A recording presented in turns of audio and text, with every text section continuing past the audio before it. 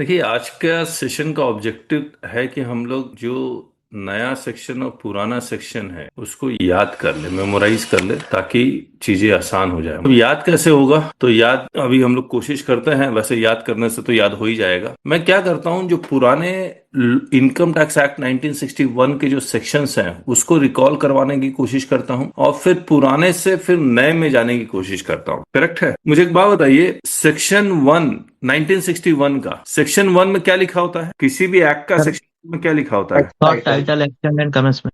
Short title and commitment, और it extends to whole of India वगैरह वगैरह लिखा होता है। करेक्ट? और इनकम टैक्स 1961 में प्रीवियस ईयर कहां डिफाइंड था? सेक्शन सर 3 में, सेक्शन 3 में। 3 में। और सेक्शन 2 में डेफिनेशंस थे सारे। हेलो, तो 1 2 3, 1 में short title and commitment, section 2 में डेफिनेशन, सेक्शन 3 में प्रीवियस ईयर।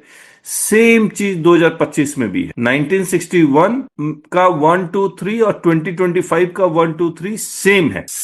यहां जो प्रीवियस ईयर डिफाइंड था, इन्होंने इसको क्या कर दिया है? टैक्स ईयर कर दिया। तो पहले प्रीवियस ईयर असेसमेंट ईयर का कॉन्सेप्ट था, अब उसको हटा के they have come out with the concept of tax. अब टैक्स ईयर से पहले अगर कुछ कहना है तो प्रीसीडिंग टैक्स ईयर कह देते हैं, टैक्स ईयर के बाद कुछ कहना है तो लेटर टैक्स ईयर कह देते हैं, या फिर जिस ईयर में आप पैसा कमा रहे हैं तो उसको करंट टैक्स ईयर कह दे रहे हैं, या रिलेवेंट टैक्स ईयर कह दे रहे हैं। तो हम लोग लॉ में देखेंगे कैसे कैसे वो लैंग्वेज यूज कर रहे हैं। टैक्स ईयर से पहले कौन सा शब्द यूज कर रहे हैं, टैक्स ईयर के बाद कौन सा शब्द यूज कर रहे हैं, उससे पता लग जाएगा। अब मुझे एक बात बताइए, और चार्जिंग सेक्शन 1961 में चार्जिंग सेक्शन कौन सा था? Section 4 sir, section 4। सेक्शन 4। जी सर।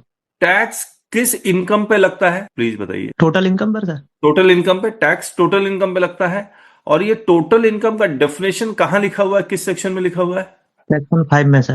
सेक्शन 5 में। इसको हम लोग बोलते क्या है? Scope of total income. Scope of total income. अब ये जो स्कोप ऑफ टोटल इनकम है, एक बात बताइए, क्या फॉरेन इनकम इंडिया में टैक्सेबल हो जाएगा? क्या फॉरेन इनकम इंडिया में टैक्सेबल हो जाएगा? यस और नो?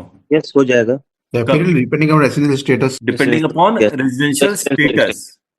तो रेजिडेंशियल स्टेटस कितने तरह के हैं? 3 तीन इनवॉल्व तो बोल सकते हो उसको। तीन तरह के हैं। सिर्फ दो ही तरह के हैं, मतलब रेसिडेंट नॉन रेसिडेंट। रेजिडेंट और मतलब नॉन रेजिडेंट। और नॉन रेसिडेंट में फिर दो हो गए। रेजिडेंट में दो हो गए, रेसिडेंट ओआर हाँ। और एनओआर। तो NOR. Ordinarily resident and not ordinary resident.